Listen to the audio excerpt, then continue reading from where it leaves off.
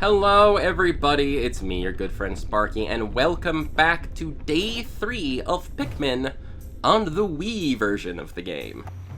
We have arrived at the Forest Navel, which we unlocked access to at the end of Day 2, when we got 4 ship parts back to camp in one session, one day. And that was really hard, and it took a lot of doing.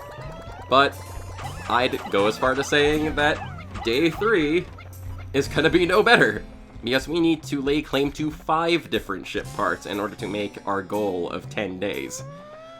It's not gonna be easy. This took a lot of trial and error to do, and I hope the results are worth it, because, man, I drove myself crazy trying to figure this out.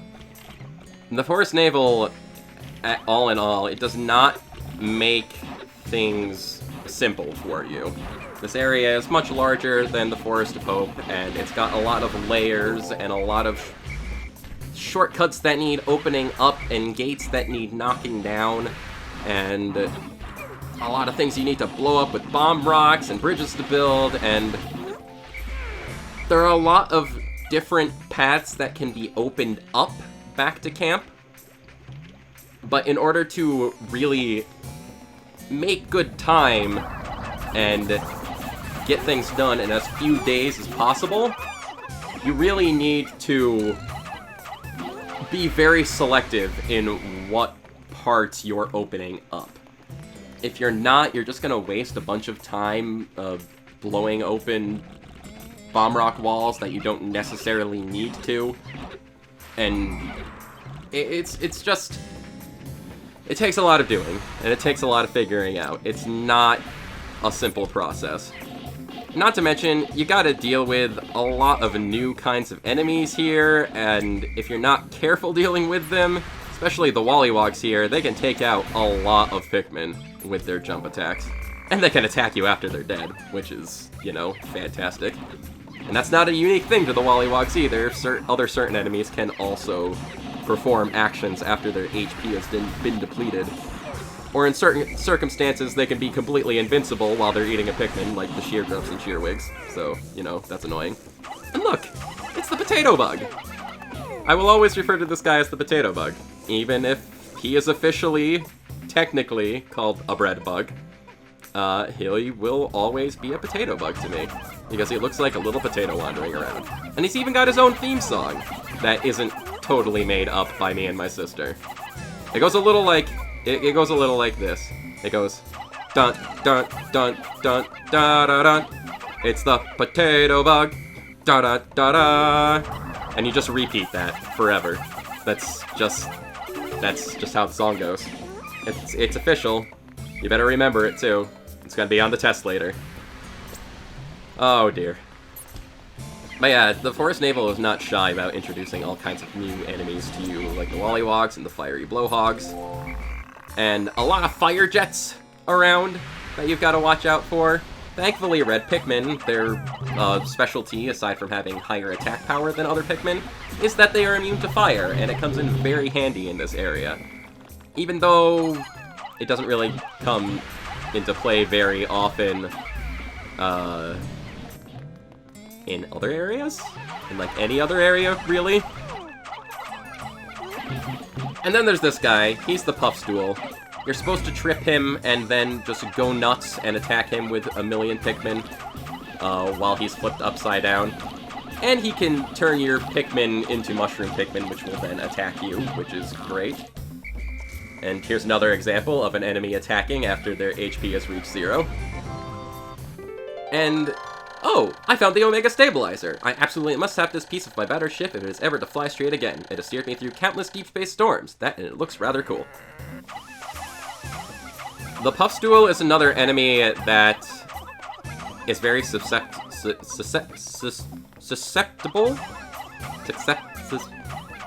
I don't know that word. He can very easily trigger the crushing glitch when he flips over. As he flips over, and if your Pikmin are underneath him, they can end up just getting smashed.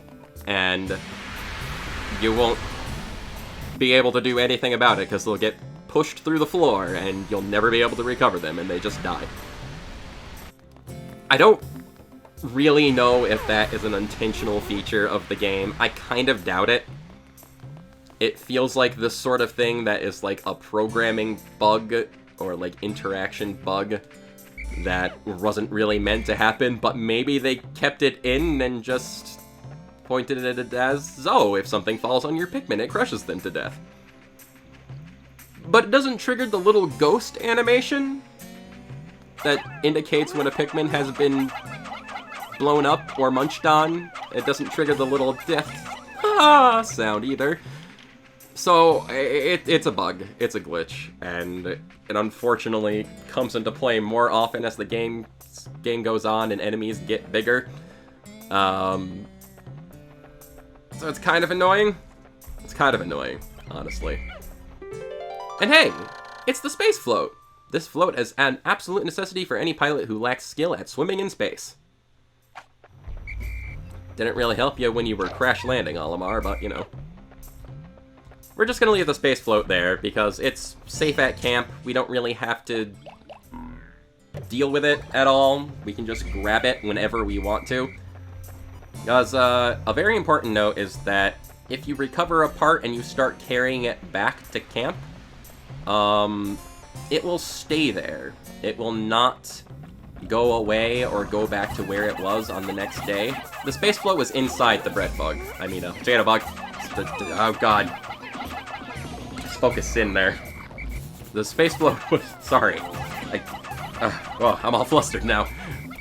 The space float was inside the potato bug.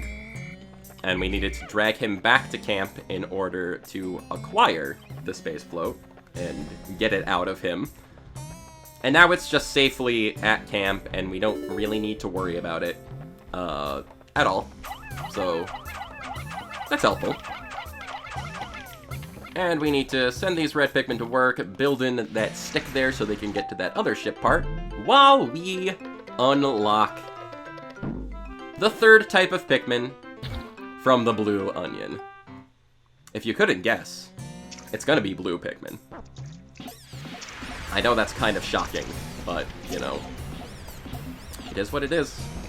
I didn't mean to blow your mind like that, but, you know. There he is. What an adorable little guy. It is a Pikmin of yet another color. Near this one's cheeks is what appears to be a set of gills. This trait suggests to me that the blue Pikmin can enter the water without any trouble whatsoever. There's only one way to find out. I will use A to hold one and press B to swap it and issue my commands. They really want to hammer home that that's a feature in the Wii version that was lacking and missing in the GameCube version of the game. That's the second time it's been brought up, just in case you miss it the first time, I guess. Oh, it's the automatic gear. This thing chugs right along at its own pace. It makes piloting much easier, giving me more time to concentrate on the finer points of space travel. And also, that does demonstrate kind of a really annoying thing about the Pikmin. That if they end up falling off of a height while they're carrying something, they could accidentally end up dropping it. And it makes it kind of annoying to deal with. And I don't know what happened to the other Pikmin that was there. I have to figure that out. Because they can't carry it back unless there's at least 15 Pikmin carrying it. Oh, never mind. Apparently it came back. The missing red Pikmin that was mysteriously not there anymore arrived again. And they are carrying the automatic gear back. That's helpful. Yeah, sometimes Pikmin just... Oh, the Omega Stabilizer made it back. How about that? Yay. Omega Stabilizer. This is the dolphin's fin. It's a little beaten up, but it should still function. I've made great strides in repairing the dolphin. With this, I should be able to fly again, even if I don't recover all 30 parts. I have now recovered 6 of 30 parts. If I can find just 6 more, I should be able to increase my ship's capabilities. Yeah, weirdness with the Pikmin. Sometimes if something's, like, too close to a wall, they won't be able to figure out how to pick it up and grab it. or if, like, I don't know, it's at a weird angle, they might not be able to pick it up properly. It's a little annoying, but it's the sort of thing that improved as time went on with different Pikmin games. Unfortunately, it can be a persistent problem. There are a lot of weird quirks with the way Pikmin behave and interact with the world. They can sometimes drop things. They will sometimes randomly decide to just start picking things up when you don't tell them to, or start attacking something as you're walking by. The Wii version actually improves their AI over the GameCube version a lot. In the GameCube version, they are very easily distracted by everything you walk by, and they'll start randomly attacking things. They still do it in the Wii version, but not to as extreme a degree. I'm sure if you've been watching the GameCube version videos as well... Oh, hold on. It's the #1 Ionium Jet! Unfortunately, this puts out a slightly odoriferous exhaust, but it does propel into escape velocity in an instant. The stench is a small price to pay for such performance. Yeah, I'm sure if you've been watching the GameCube version videos, you'll notice that sometimes if I walk by, like, pellet posy, if I walk by a flower, the Pikmin will just start attacking it completely on their own, and I desperately try to whistle them back into line so things go a little smoother. It does happen sometimes in the Wii version, but not quite as often. And hey, the automatic gear made it back to camp. Automatic gear. It has thin cracks running through it. I tried to fill them with dirt. I hope it will be alright. Optimism. I have now recovered 7 of 30 parts. If I can find just 5 more, I should be able to increase my ship's capabilities. Very good indeed. Still gonna leave the space float there.